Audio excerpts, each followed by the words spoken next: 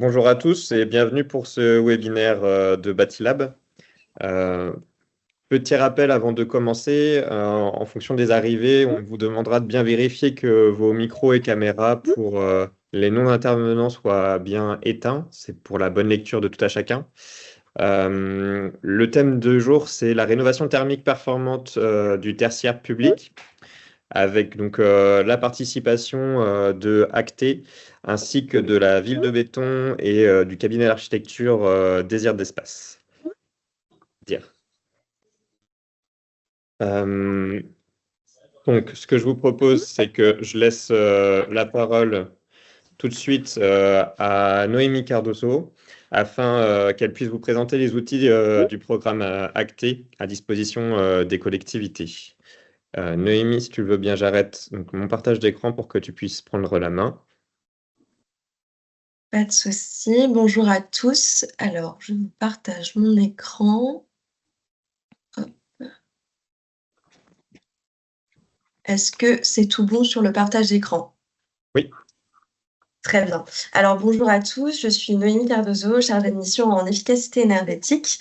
Et je vais vous présenter, pour ceux qui ne connaissent pas, le programme Acté.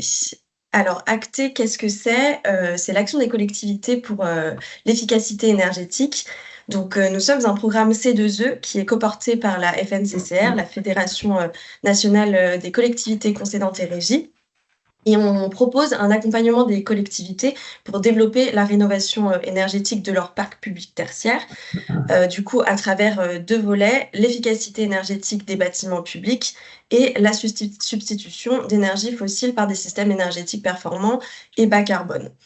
Donc, comment on accompagne ces collectivités? On les accompagne à partir de 2 approches, à partir d'aides financières, qui sont proposées, à partir d'appels à projets et aussi, des ressources, disponibles pour, l'accompagnement, des différents projets des collectivités. Alors, on est vraiment, sur un programme qui se déploie. Il a été créé en 2019, avec un budget de 12 millions d'euros. On est passé en 2020, à Acté 2 avec un budget de 110 millions d'euros, donc avec déjà un gros, gap d'expansion et aujourd'hui, on est sur la 3e phase, qui s'appelle Acté Plus, qui s'élève à un budget de 220 millions d'euros, qui, durera jusqu'à fin 2026. Donc sur l'ensemble de ce budget de 220 millions d'euros, il y a 90 qui est directement reversé aux collectivités, via nos différents appels à projets et les 10 restants, sont utilisés pour abonder notre centre de ressources pour continuer, au mieux à accompagner les collectivités. Alors, du coup, on propose différents appels à projets, sur différents, volets, qui pour nous représentent, les différentes phases de enfin d'étapes avant le passage en travaux pour qu'un projet de rénovation énergétique soit optimal et réussi. Donc nous proposons des financements de ressources humaines à travers des postes d'économes de flux qui sont des postes qui, financent ce sont des postes, des référents techniques qui accompagnent les projets de rénovation énergétique des collectivités. Nous finançons des outils de mesure et suivi des consommations, des études énergétiques. Nous finançons aussi la maîtrise d'œuvre et des prestations d'assistance à maîtrise d'ouvrage.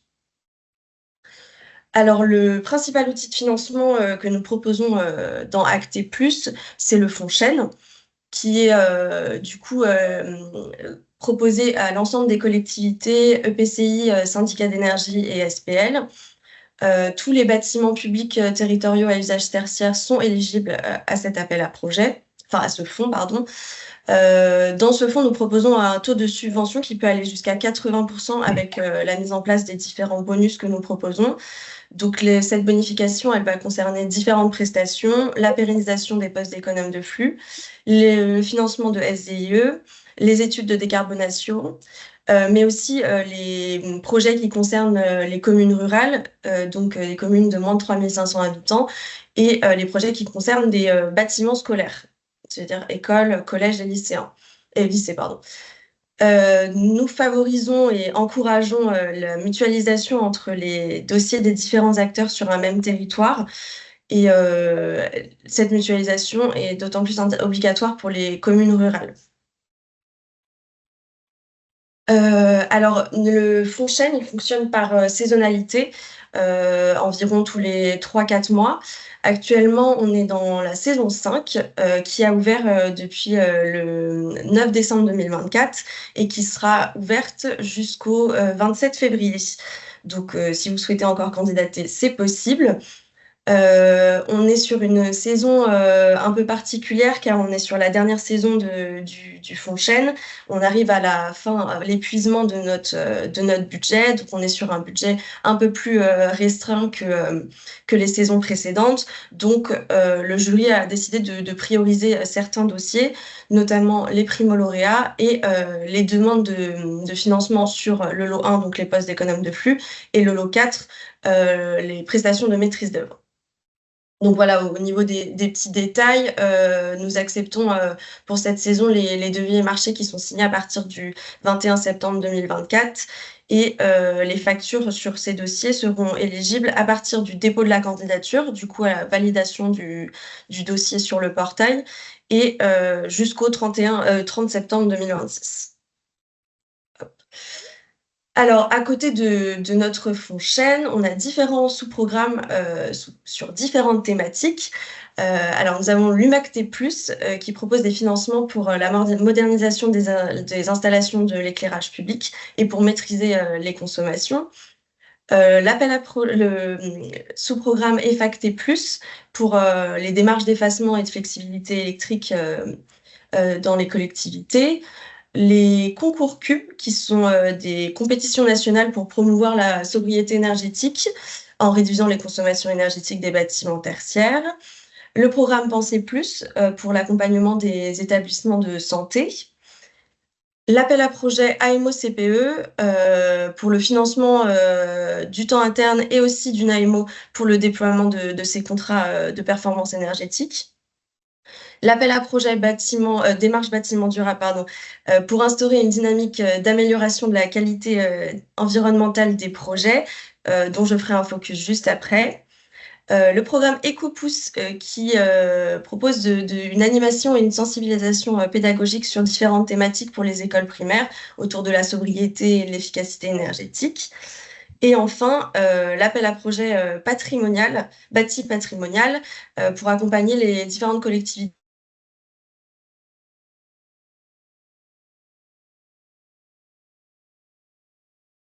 Noémie, un instant, ton micro a été coupé.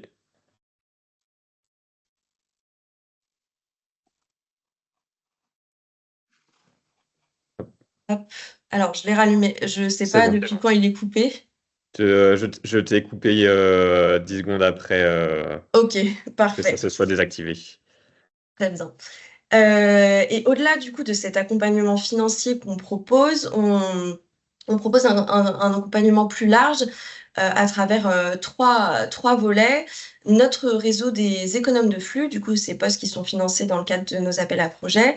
Voilà, on a vraiment un réseau de ces postes auxquels on propose des formations totalement gratuites pour les accompagner dans leur montée en compétences.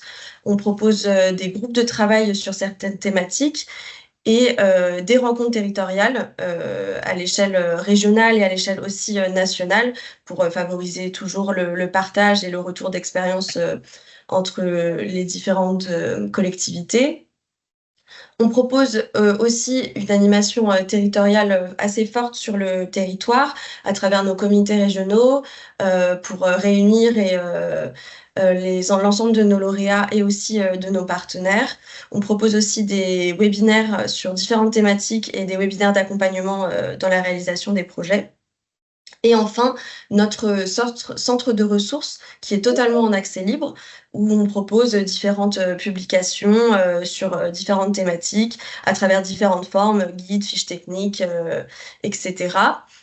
Nous avons aussi différents outils numériques sur notre site et nous proposons désormais des podcasts qui s'appellent Écoute active sur différentes thématiques, voilà, pour changer un peu le format de la ressource. Alors. On peut désormais passer sur le focus de notre appel à projet bâtiment durable. du coup, qui est monté en partenariat avec le collectif des démarches quartier bâtiment durable. Donc, pour petit rappel, qu'est-ce que c'est la démarche bâtiment durable? Donc, c'est vraiment un dispositif d'accompagnement des maîtrises d'ouvrage. C'est aussi un outil d'évaluation des bâtiments. Et en fait, cette démarche, elle permet vraiment une reconnaissance de la qualité des différents projets qui se lancent dans cette démarche, enfin dans ce cycle. Ils permettent aussi cette démarche, elle permet de créer en fait un espace d'échange et d'apprentissage pour les professionnels et acteurs de ces projets de rénovation. Alors, quels sont les objectifs de cet appel à projet? Tout d'abord, c'est de permettre aux collectivités de bénéficier d'un accompagnement à la fois humain, mais aussi technique. Et cet appel à projet, il va permettre aussi d'offrir aux collectivités la garantie que leurs opérations qui sont développées sur le territoire, elles portent vraiment des ambitions environnementales fortes et adaptées aux enjeux de leur territoire. Pourquoi on propose cet accompagnement de la démarche bâtiment durable? Tout d'abord, c'est pour dynamiser cette démarche au sein de l'ensemble des collectivités territoriales, notamment dans celles qui ne sont pas encore lancées, dans les régions qui ne sont pas encore lancées dans cette démarche. Ensuite, pour produire des ressources à destination directement des collectivités. Et enfin, pour capitaliser en retour d'expérience et vraiment amorcer un levier incitatif pour les autres régions pas encore lancées dans la démarche. Au niveau du financement, alors on va proposer un financement sur 2 lots. Le premier lot sur les études techniques et le deuxième lot, du coup, en lot 5 sur la démarche bâtiment durable. Alors, au niveau des études techniques, on finance différentes études. On a un petit panel. On finance les audits énergétiques. Il faut qu'ils soient conformes à notre cahier des charges type acté. On va financer des études STD, des études qualité d'air intérieur, des analyses environnementales de site, des études de substitution, études carbone et analyse du cycle de vie, mais aussi des calculs de facteurs lumière du jour et enfin des chartes chantier vert. En lot 5, on va financer du coup la prestation de l'accompagnateur bâtiment durable et celle de l'association porteuse du coup dans la démarche de sa région sur le territoire. Et cette prestation va accompagner en fait les maîtrises d'ouvrage dans la réalisation de leurs projets, leurs projets qui sont engagés dans la démarche bâtiment durable. Au niveau de l'éligibilité, donc c'est comme sur les précédents appels à projets que je vous ai présentés, que nous finançons, l'ensemble des bâtiments et équipements appartenant aux collectivités dans le public tertiaire sont éligibles à cet appel à projet. Et les projets de rénovation doivent viser à minima 40% d'économie d'énergie, qui sont les exigences du décret tertiaire. Comme sur les autres appels à projets, l'ensemble des collectivités territoriales sont éligibles, les bâtiments publics locaux, les syndicats d'énergie, tous les partenaires publics locaux des collectivités tels les ALEC et les AREC, mais aussi d'autres acteurs du territoire qui peuvent faire sens dans cette démarche. Au niveau du financement, on propose un taux de subvention à 80% avec un plafond de 25 000 € par projet et pour l'ensemble des 2 lots. L'objectif est de financer 24 projets à raison de 4 projets par région membre du collectif. Donc les 6 régions concernées sont affichées: Île-de-France, PACA, Occitanie, Bourgogne-Franche-Comté, Nouvelle-Aquitaine et Bretagne en partenariat avec Bâtilab qui vous concerne plus particulièrement. Au niveau du calendrier, alors les candidatures sont ouvertes depuis le 1er décembre 2024. Elles resteront ouvertes jusqu'au 14 mars, donc vous avez encore le temps de vous lancer dans l'aventure. Nous prévoyons un jury courant avril, du coup avec une annonce des lauréats fin avril 2025. Pour en savoir plus, donc vous pouvez scanner le QR code qui s'affiche à l'écran et je pense que vous aurez la présentation à la fin, à l'issue de ce webinaire. Vous avez mon contact et le contact de ma collègue Inès Bachtanik, pardon, qui est en charge des dossiers sur cet appel à projet en Bretagne. Donc n'hésitez pas à nous contacter toutes les deux si vous avez des questions et si vous souhaitez porter un projet, on reste à votre disposition. Je vous remercie. Merci à vous pour cette présentation. Pour toutes les questions qui pourraient y avoir sur cette présentation, n'hésitez pas à les inscrire dans le fil du chat, donc dans la conversation qui va avec la présentation. Nous aurons un temps dédié pour répondre à ces questions à la fin de ce webinaire. Pour information, le webinaire est bien enregistré et sera diffusé sur notre chaîne YouTube et les présentations seront aussi publiées sur notre site internet ainsi que les réponses aux différentes questions. Pour la suite, je reprends la main. Et donc, nous allons passer sur un retour d'expérience, ou plutôt la présentation d'un projet, donc la restructuration de l'école maternelle de la Renault. Et je passe donc tout de suite la parole directement à la maîtrise d'ouvrage. Patrice Vallée, je vous laisse vous présenter et commencer la présentation de ce projet. Oui, bonjour, Patrice Vallée, responsable technique de la ville de Béton. Effectivement, dans le mandat des élus, le projet était de restructurer l'école maternelle de la Renault qui avait été construite en 1973. D'abord 4 classes et 3 logements de fonction. Au fur et à mesure de l'évolution du quartier, il a été nécessaire de faire une extension dans le milieu des années 90 qui comprenait une salle de motricité et des coursifs pour desservir, liaisonner l'école existante avec les anciens logements de fonction qui avaient au fur et à mesure des années évolué en centre de loisirs, dortoirs et ainsi de suite. Donc la méthodologie, nous sur Béton, depuis une dizaine d'années, on met en place la méthode PCI, la méthode de procédé de conception intégrée, qui regroupe la maîtrise d'œuvre, les élus, les usagers, des parents d'élèves, là ici en l'occurrence, et différents usagers. Le but de cette méthode de PCI, c'est d'intégrer tous les besoins et les attentes des futurs usagers afin de ne rien oublier. Donc, on a fonctionné sur 5 journées complètes par thématique. Donc, en fonction des thématiques, la maîtrise d'œuvre invite soit son bureau d'études structure, soit son bureau d'études fluide. Nous, pareil, la maîtrise d'ouvrage, suivant les thématiques, on invite soit notre contrôleur technique ou notre coordinateur SPS. Donc, ces ateliers PCI ont été, comme je le disais précédemment, menés, pilotés avec l'équipe de maîtrise d'œuvre qui était composée de l'équipe, moi, l'architecte Désir d'Espace, architecte rennais, et puis les bureaux d'études associés, structure, fluide, acoustique, VRD et l'OPC. Donc, après, donc descriptif. Alors, le bâtiment existant faisait 1093 mètres carrés pour être précis, avec 80 mètres carrés de préau. Ça, c'était vraiment la partie à réhabiliter. Et suivant, on va dire, l'expansion de la collectivité, on avait la nécessité d'une 6e classe. Donc, on a fait une extension de 90 mètres carrés qui comprend cette classe-là, un petit atelier qui est juste à côté de l'école, et puis des locaux techniques. Et le préau, pareil, on l'a agrandi de 55 mètres carrés et un auvent au niveau de l'entrée principale du bâtiment de 33 mètres carrés. Il y avait une volonté de la part des élus de favoriser les matériaux, on va dire, biosourcés.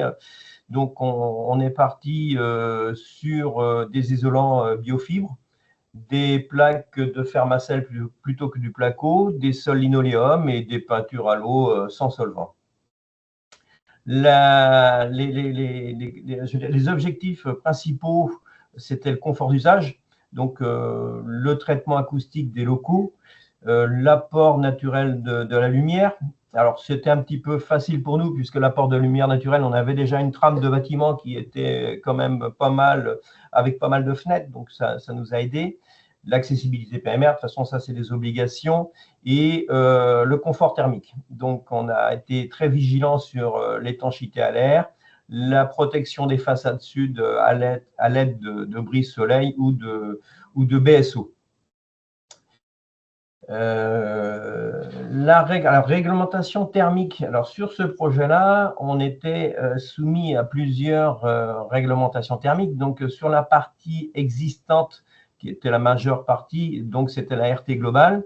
Sur les parties neuves, on avait la RE 2020 et on avait le décret éco-énergie tertiaire à respecter. Donc, alors, pour vous expliquer en plus, c'est que ce groupe scolaire-là est composé de l'école maternelle dont on a engagé la rénovation et d'une école élémentaire qui avait été rénovée en 2012 et qui était BBC. Donc, l'objectif pour atteindre les 60% à horizon 2050 sur l'ensemble du groupe scolaire, c'était de réduire les consommations d'énergie de l'école maternelle de 80%, couplé avec une production de photovoltaïque comme détaillé dessous. Donc, le photovoltaïque, on avait 400 mètres carrés de panneaux solaires en toiture du bâtiment, hein, qui est en partie consommé donc sur le site, c'est-à-dire, alors en plus on a une armoire électrique qui raccorde plusieurs bâtiments, dont l'école maternelle, l'école élémentaire, une crèche à proximité, une salle des sports et un restaurant scolaire. L'objet aussi, c'est que on met en place une boucle d'autoconsommation collective patrimoniale sur la collectivité, donc qui va nous permettre de consommer cette électricité produite sur différents bâtiments communaux, et la petite partie restante sera revendue à un opérateur. Donc, l'étanchéité à l'air, on a procédé à l'étanchéité à l'air sur ce bâtiment-là. Bon, on avait un objectif Q4 qui n'était pas spécialement très ambitieux d'1,70, mais bilan de l'affaire, le résultat a été très positif puisqu'on a un Q4 de 0,39 et un N50 de 1,1.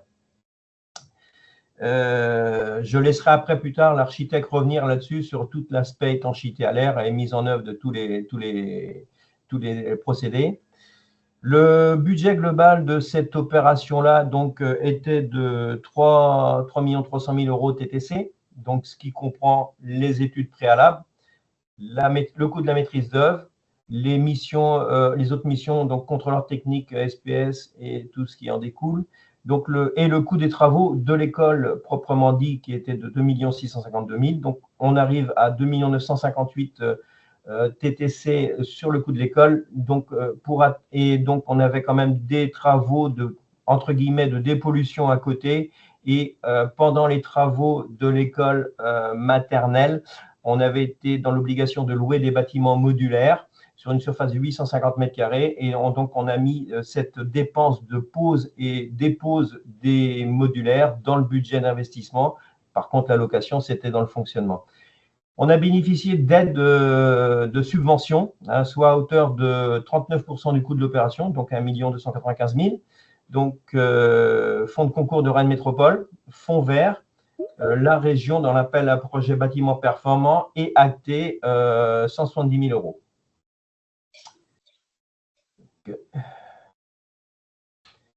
Et puis voilà, donc quelques images.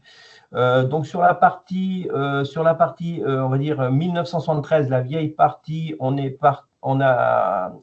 parti sur une isolation par l'intérieur puisque tout était à refaire. Et sur la partie plus récente des années 90, on est parti sur une isolation extérieure. C'est là qu'on voit le bardage bois en façade. Et on peut constater aussi l'étendue des panneaux photovoltaïques en toiture terrasse de la partie 1973. Très bien, merci Patrice Vallée. Peut-être qu'on peut interroger l'architecte du projet sur le sujet. Donc Roland Tudal, si vous voulez prendre la suite. Oui, bien sûr, ouais. Donc, Tudal Roland, architecte à l'agence DEAR à Rennes. Donc on a été missionné pour, la rénovation et l'extension de cette école. Je vais reprendre, la même trame que monsieur Vallée, mais en insistant un petit peu plus peut-être sur les spécificités architecturales et techniques du projet. Donc, comme expliqué, on a eu 2 dates, de construction, sur le projet existant. Donc la première 73, on a, du coup une construction en préfabrication lourde en béton qui est assez typique de ces années-là, utilisant donc le procédé Barretts. On a une structure poteau-poutre avec, des panneaux de façade isolés en âme grâce à 6 centimètres d'isolant, ainsi que des dalles, précontraintes en toiture de 5 centimètres uniquement, sans chape de compression. Donc c'est vrai que c'est, une architecture qui est assez atypique et plutôt, qualitative, qu'on a souhaité donc, conserver, visible depuis l'extérieur et ce qui a été facilité pardon, par le curage complet de l'intérieur, ce qui nous a donc permis d'isoler cette partie-là directement par l'intérieur. Concernant la partie de 95, on est sur une architecture beaucoup plus, standard, un petit peu moins qualitative, hein. On est sur du parpaing enduit, charpente, bois et bac acier en toiture. Le fait aussi qu'on conservait certains espaces existants dans cette zone-là, nous a incité à plutôt donc l'isoler par l'extérieur, ce qui explique un petit peu ces 2 écritures qu'on a, au sein du projet. Hem Et donc aussi ces 2 modes, d'isolation. S Oui, alors voilà, bah, du coup, la partie de 73, c'était celle en verte et en bleu et la partie de 95, c'est celle donc en violet. On voit en rouge les extensions. Heu donc voilà un petit peu pour cette partie-là. Si on passe au diapo suivant, heu, du coup, comme, expliqué monsieur Vallée, il y a eu, une démarche PCI pour vraiment bien définir les différents usages et les intégrer au projet en fonction des attentes de chacun. On a nous, du coup, réintégré l'ensemble de ces éléments au sein de notre équipe, donc DEAR et Force et Appui Acoustibel, ADEP et AFIPROF. Donc c'est une équipe avec qui on a une récurrence de travail, assez importante, enfin une habitude de travail et notamment sur beaucoup de rénovations, thermiques, et plus particulièrement dans le milieu scolaire. Donc si on passe au diapo suivant, j'avais remis quelques photos de chantier, pour illustrer un petit peu donc les éléments programmatiques, hein, à savoir, une extension, d'environ, 100 m², la restructuration de la charpente là, de la salle de motricité, la restructuration de l'ensemble de la partie de 73 et la création de préaux et de brise-soleil.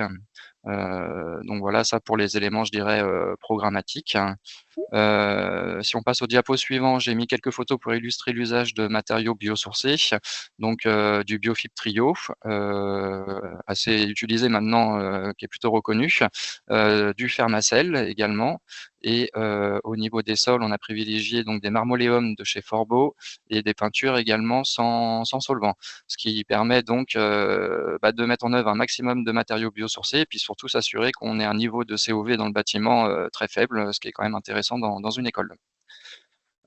Si on passe au diapo suivant, moi je souhaitais du coup insister sur des problématiques, techniques et assurantielles qu'on a pu, rencontrer lors du chantier, à savoir donc, l'isolation thermique par l'extérieur. On avait une option pour du biosourcé. Or, on a eu une petite contrainte là-dessus parce que l'avis technique en fait, n'autorise plus la mise en place de biosourcés sur une ossature, rapportée sur équerre et du coup, le bureau de contrôle nous imposait de retrouver un MOB structurel complet avec des montants et un panneau de contreventement. Donc il s'agissait plus seulement de varianter l'isolant, mais vraiment de modifier la structure. Du coup, il y a eu une évolution des coûts en chantier qui n'a pas permis, d'aboutir à cette solution et c'est vrai que maintenant on y est, confronté sur tous les projets. Donc on voit qu'aujourd'hui, il y a un petit recul en arrière au niveau des assurances et des bureaux de contrôle pour, la mise en place de biosourcés sur l'extérieur. Il y a également aussi une contrainte, réglementaire au niveau du photovoltaïque. Aujourd'hui, on nous en demande de plus en plus dans des projets, publics. Maintenant, il faut bien comprendre qu'il y a aussi des contraintes techniques vis-à-vis du support et toujours pareil, des assurances. Il faut bien s'assurer que les panneaux soient sur liste verte et qu'aujourd'hui, si on n'a pas d'étanchéité ou de bac acier, ça devient très compliqué, de poser les panneaux photovoltaïques sous avis technique. Donc voilà un petit peu les 2 contraintes nous réglementaires là qu'on a eues sur le chantier de l'école de béton. Donc on travaille toujours à rechercher des solutions sur les projets suivants. En tout cas, si on passe à la diapo suivante, on peut voir qu'aujourd'hui, il y a eu quand même un vrai travail à la fois en études, mais aussi en exécution de la part des entreprises sur la qualité du projet, à savoir donc le traitement acoustique, le traitement aussi donc de la lumière par les apports naturels, mais également sur le traitement des surchauffes. Et il y a eu également un vrai sujet sur l'étanchéité à l'air et l'étanchéité des réseaux. Euh, Tout ça donc du coup a été confirmé aussi en étude par par une STD pardon et vis-à-vis du calcul réglementaire thermique. Donc comme disait Monsieur Vallée, l'objectif était d'atteindre les 80% d'énergie. Vis-à-vis de ça, c'est vrai que le photovoltaïque nous a plutôt bien aidé. Et puis après, c'était vraiment l'anticipation des inconforts et des surchauffes qui ont permis donc d'atteindre une certaine qualité, je dirais aujourd'hui dans le projet final. Si on passe à la diapo suivante, du coup, je voulais un petit peu réinsister sur. Ah oui, pardon, je l'avais mis avant. Donc oui, c'était le photovoltaïque, comme je disais, qui a permis d'obtenir du coup vraiment favoriser ce résultat positif. Si on repasse au diapo suivant, du coup, c'était plutôt voilà réinsister sur le résultat du test d'étanchéité à l'air qui était de 0,39, alors qu'on était sur un résultat réglementaire au départ. Donc c'est vrai qu'il a fallu un petit peu, je dirais, pousser l'entreprise là-dessus au niveau du chantier, mais on voit que le résultat a été au rendez-vous et donc on était très satisfait du travail de l'entreprise sur ce point-là, au même titre que les réseaux du coup qui ont atteint la classe A. Si on passe du coup au diapo suivant, c'était juste voilà réinsister sur le fait qu'aujourd'hui cette performance et comment dirais-je ce confort accru au niveau de l'usage a permis aussi d'aller chercher des subventions qui sont non négligeables. Maintenant, c'est vrai que aujourd'hui se pose la question de la suite un petit peu. C'est vrai qu'on voit que les subventions liées au biosourcé sont un petit peu sur la sellette. Donc, c'est vrai que ça interroge un petit peu vis-à-vis de la suite de l'activité sur ce type d'opération, quoi.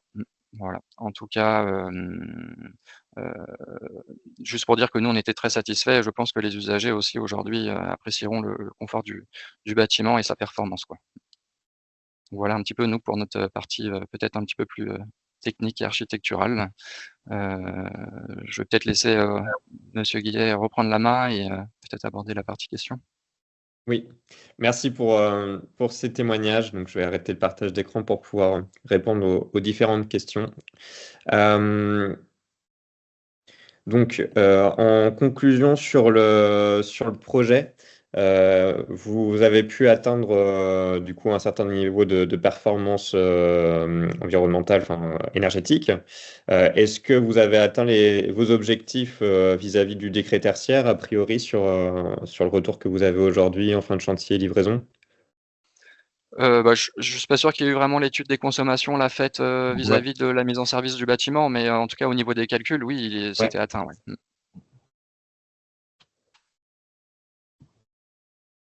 Mais c'est vrai qu'on a Euh, ah pardon.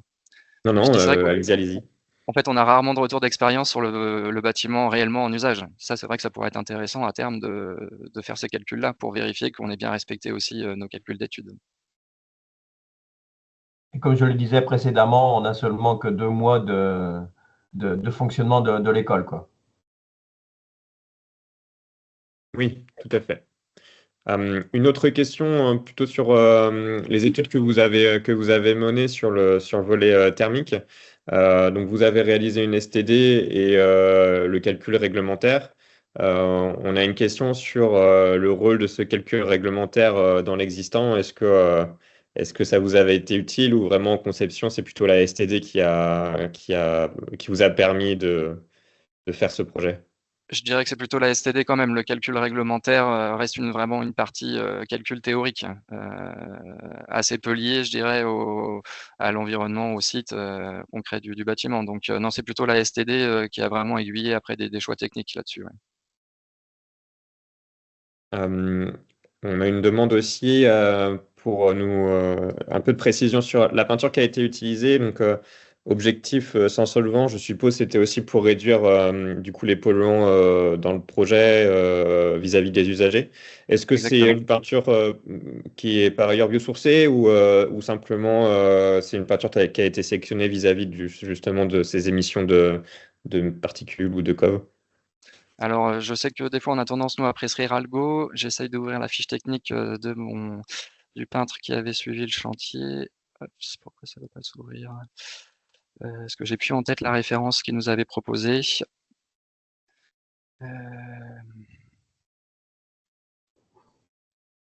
Bon, ça n'a pas l'air de vouloir fonctionner. Écoutez, je prends le temps de retrouver l'information si Ouais. vous voulez, et puis je reviens juste sur ce point de la peinture du coup. On a eu la question à savoir si dans ce projet-là, l'utilisation des matériaux biosourcés a-t-il permis de valoriser la recherche de subventions ou pas nécessairement, c'était essentiellement la performance énergétique. Pardon, allez-y monsieur. Non, allez-y.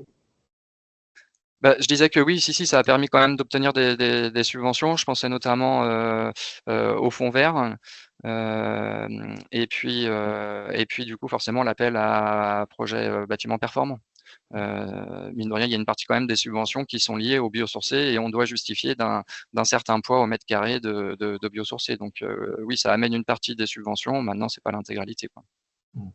Il y avait une forte volonté de la part de la municipalité de mettre en place des matériaux biosourcés, tout en sachant que sur la partie existante qui était en RT global, on n'avait pas spécialement l'obligation, quoi. Exactement, ouais. Et juste pour revenir sur la peinture, du coup, on était chez le fabricant Levis, la peinture Oxygène. Très bien. Est-ce que concernant le recours aux matériaux biosourcés qui était prévu en ITE, on a une question un peu plus précise là-dessus. Et est-ce que le bureau de contrôle qui avait été sélectionné avait une compétence une compétence avérée en matériaux biosourcés ou pas nécessairement? Alors, il s'agissait de DECRA, monsieur Léger. En l'occurrence, DECRA ne cherche pas spécifiquement à développer une compétence biosourcée. Je dirais même, comme j'expliquais un petit peu aujourd'hui, il y a un retour en arrière, hein. Eux, ils ne favorisent pas, je dirais aujourd'hui, même l'usage de matériaux biosourcés parce qu'il y a eu beaucoup de sinistres, ils ont engagé leurs responsabilités sur d'autres chantiers. Donc c'est vrai qu'aujourd'hui, il y a plutôt un retour en arrière. Maintenant, c'est vrai qu'il y a certains bureaux de contrôle qui se spécialisent, je dirais, dans les matériaux biosourcés et le développement d'ETN divers et variés liés à ces questions-là. En l'occurrence, là, le bureau d'études d'ECRA n'est pas spécifiquement spécialisé là-dedans et ce qui explique aussi qu'il y a certains choix qui avaient été faits en études qui n'ont pas pu aboutir dans le chantier. Ok, c'est noté. Je vois que j'ai Julie Poisson de FB2 qui est connectée.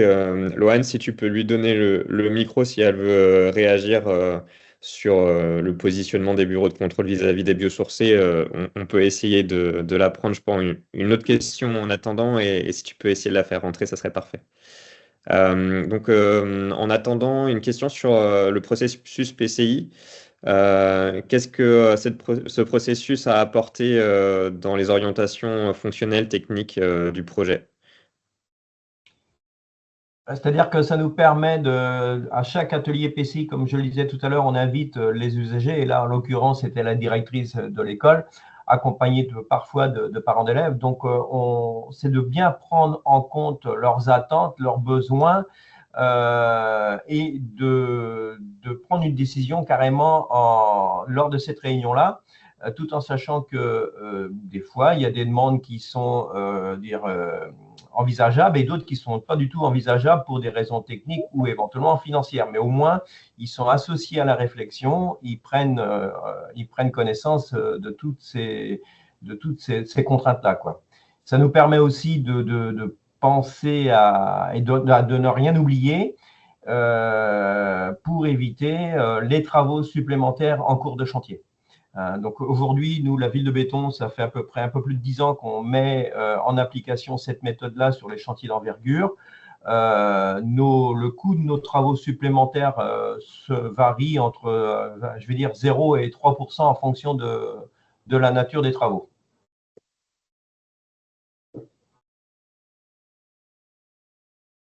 Merci pour cette réponse. On a une approche aussi sur, enfin, une demande sur le gain sans compter le photovoltaïque. Est-ce qu'on saurait, vous sauriez nous dire quel serait le gain afin d'évaluer un peu la diminution réelle des déperditions à proprement parler sur l'enveloppe? Je crois que dans la diapo, j'avais mis un ouais, c'est ça, j'avais mis un petit tableau en fin de compte en existant, si on prenait toutes les déperditions, on était à 47 kilowatts, si on prenait du coup après travaux, on était à moins 35 000. Forcément, il y a le photovoltaïque qui vient, créer du négatif. Le photovoltaïque représente quand même 88 kilowatts. Donc il représente, je dirais le double des consommations, actuellement, sur le projet, terminé. Enfin, il permet de compenser le double des consommations. Très bien. Loane, je ne sais pas, est-ce que tu as pu donner la parole à Julie? Est-ce qu'on a pu ouvrir son micro? Normalement, elle a le micro Je vais tenter. ouvert. Ouais. Est-ce que vous m'entendez? C'est Oui, bon, c'est oui, bon. tu as la parole. Bon, eh ben, merci beaucoup parce que j'avais commencé un message pour répondre sur le sujet du bureau de contrôle. Oui, tout à fait. Donc, je confirme que le choix du bureau de contrôle est très stratégique, hein. On a pu l'observer parce que nous, on accompagne de nombreux projets avec l'utilisation de matériaux biosourcés. Et on a effectivement des bureaux de contrôle qui ont pris un peu le tournant des biosourcés qui se forment et même qui se spécialisent, et d'autres qui sont moins à l'aise parce que moins formés et moins en connaissance. Et du coup, on a vraiment certains projets pour des mêmes systèmes constructifs où on a un gros stop du bureau de contrôle parce qu'il n'est pas à l'aise, alors qu'avec d'autres, ça passe très bien et ils sont de bons conseils et nous accompagnent. Je ne vais pas citer de nom, c'est pas le but de faire la pub les uns par rapport aux autres, mais effectivement, ça peut changer vraiment la donne sur un projet. Et donc là, bah, hélas, a priori, DECRA n'était pas très accompagnant sur ces sujets-là, mais il en existe d'autres où, au contraire, il se présente et c'est pas du tout un frein. Il se présente plutôt très favorable aux biosourcés. Et Julie, est-ce que tu aurais un conseil à donner à toutes les collectivités ou porteurs de projets qui seraient déjà en phase de chantier avec un bureau de contrôle qui n'est pas forcément facilitant sur le sujet? Ben oui, si vraiment il y a quelque chose qui coince, de pas hésiter à faire appel à nous. Et parce que parfois, on peut aussi, quand ça coince, faire du retour d'expérience d'autres projets où il y a eu un même système constructif et ça s'est très bien passé. Et ça peut aider à rassurer le bureau de contrôle qui a moins l'habitude. Donc effectivement, en montrant que ça s'est très bien passé, en faisant du retour d'expérience sur d'autres dossiers. Je te remercie, Julie. Donc, Julie Poisson, Fédération bretonne des filières biosourcées. Merci beaucoup. Et j'étais en train de regarder la peinture, les vis. Je vous mettrai un petit message. C'est noté, merci. On a encore un petit peu de temps, je vais continuer à prendre les questions au fil de l'eau. Avez-vous une réflexion sur la notion de confort, notamment dans le cadre de la démarche PCI? Ou est-ce que c'est vraiment la STD qui a drivé les choix de conception?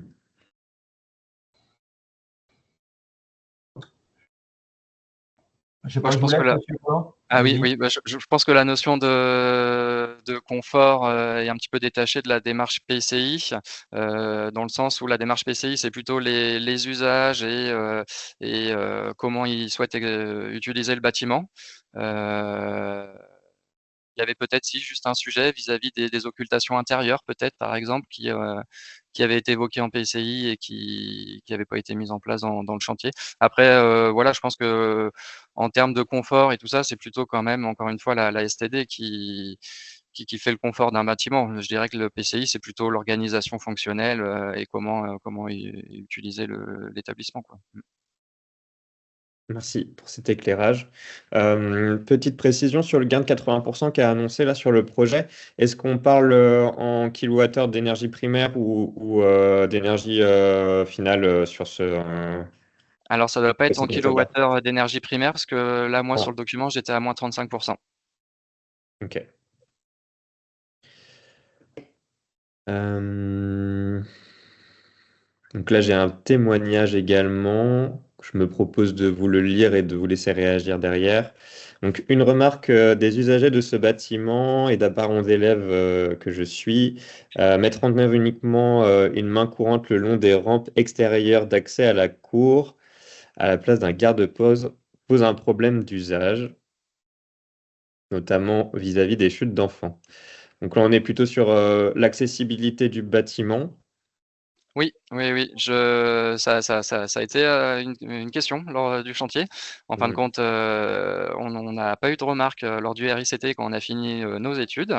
Et c'est vrai qu'il avait été demandé cette main courante au niveau de la rampe d'accès PMR qui communique avec la cour au sud. Ça a été une demande qui a été ajoutée en chantier et malheureusement, c'est vrai que pendant ce chantier-là, il y a eu de nombreuses demandes du bureau de contrôle qui sont venues un petit peu en cours de route. Et c'était, comment dirais-je, on a intégré tardivement cette rampe au chantier et du fait qu'elle était imposée par le bureau de contrôle, en fin de compte, lui a autorisé qu'on ne mette qu'une lisse sans forcément de remplissage en partie basse. Maintenant, c'est vrai que ça nous interrogeait aussi vis-à-vis de l'usage de l'école par rapport aux enfants qui sont quand même de taille assez réduite, de savoir est-ce qu'ils risqueraient pas de passer sous la main courante. Donc, on a essayé d'adapter la hauteur, mais c'est vrai qu'il y a eu un échange là-dessus avec le bureau de contrôle. Il a autorisé ça en l'état, mais bon, c'est vrai que ça aurait peut-être mérité d'avoir un remplissage en partie basse pour sécuriser un petit peu cette rampe. Ouais. Je vais me permettre une dernière question, un peu technique sur la partie où vous avez isolé donc, en ITI. Est-ce qu'il y a eu des sujets sur la migration de la vapeur d'eau au niveau de ce projet-là? Parce qu'on sait bien que donc, ce type de construction qui sont très étanches, des fois, ça peut amener des difficultés en conception ou en réalisation. Est-ce que ça a été un sujet sur ce projet? Oui, oui, oui, oui, ça a été un vrai sujet parce qu'en fin de compte, aujourd'hui, on voit bien qu'en fait, il y a beaucoup d'entreprises qui sont très peu formées ou qui ont une méconnaissance un petit peu de ces sujets de par vapeur, de traitement d'étanchéité à l'air et notamment de migration de la vapeur d'eau. Heureusement, aujourd'hui, il y a des logiciels type Bacchus qui permettent de contrôler déjà de façon générale, je dirais, comment s'effectue le transfert de vapeur d'eau dans une composition de paroi. Là, il s'avère que les panneaux de béton avec lame en polystyrène isolante sont très, très étanches et qu'aujourd'hui, du coup, il y a eu un vrai sujet parce que l'entreprise, au départ, nous proposait un pare-vapeur qui était assez perméable. Et nous, quand on a du coup passé son film pare-vapeur dans Bacchus, on s'est aperçu qu'il y avait un point de rosée sur le voile en béton. Donc du coup, il y a eu un vrai travail aussi avec Avise qui a effectué le test d'étanchéité à l'air, l'infiltrométrie pour voir quel type de produit nous était intéressant vis-à-vis de notre bâtiment. Et il a été du coup préconisé la Majrex de chez Siga. Je ne vais pas vous cacher que c'est un produit aujourd'hui très performant, mais c'est vrai qu'il est très onéreux aussi, donc on prescrit assez peu dans nos projets. Maintenant, le bâtiment tel qu'il était nous a imposé, je dirais, c'est la mise en place d'un pare-vapeur un petit peu spécifique qui laisse passer la vapeur d'eau dans les deux sens pour s'assurer que le mur puisse sécher sur les périodes estivales. Très bien. Merci pour cette réponse. Il nous reste encore 10 minutes. Alors, je prends la dernière question qui est dans le fil de chat. Donc, le système de ventilation mis en œuvre est-il bien une ventilation double flux? Oui, vraiment. Et est-ce qu'il y a des tests qui sont prévus pour évaluer la qualité de l'air intérieur du bâtiment, à savoir sur les coves notamment? Ou pas spécialement? Nous, en tout cas, au niveau du marché de travaux, il n'est pas prévu de tests ultérieurs. Après, je ne sais pas si la mairie souhaite en effectuer elle de son côté à terme. Pour l'instant, on n'a pas prévu, mais si nécessaire, oui, on pourrait toujours en faire, quoi. Après, l'ensemble des débits de ventilation ont bien été contrôlés par l'entreprise et le dimensionnement également. Donc, en théorie, on n'est pas censé avoir de problème, mais c'est vrai qu'on fait rarement de mesures après. Très bien. Je vous remercie pour tous ces éclairages. S'il y a d'autres questions qui sont posées dans le fil de chat, on tâchera d'y répondre après coup et ça sera publié sur notre site internet en compte rendu de ce webinaire. Merci à tous les intervenants et à tous les participants pour avoir participé aujourd'hui sur ce webinaire sur la rénovation du tertiaire public.